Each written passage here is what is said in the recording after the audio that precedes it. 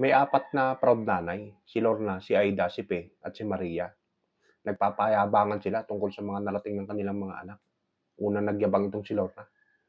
Alam niyo mga mare, yung anak kong si Richard, bishop na ngayon. Sa tuwing makakasalubong siya ng tao, ang tawag sa kanya is Eminence. Wala yan sa anak kong si Paulo, sabi naman ni Aida ngayon. Alam niyo yung anak kong si Paulo, kardinal na ngayon. Nakasign siya sa isang malaking syudad. Alam niyo tawag sa kanya ng mga tao? His Excellence.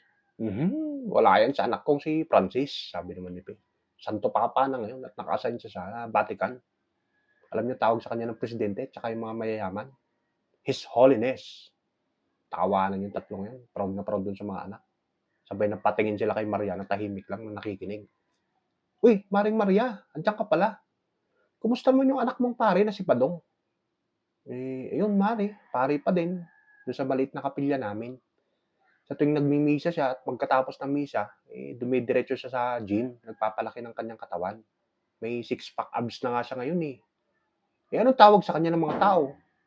Sa tuwing galing siya sa gym, Mare, sabi ni Maria ngayon. Pag nasasalubong siya ng bata, matanda, yung mga kalalakihan, lalo na yung mga kababaihan, alam niyo ang tawag sa kanya? Oh my God!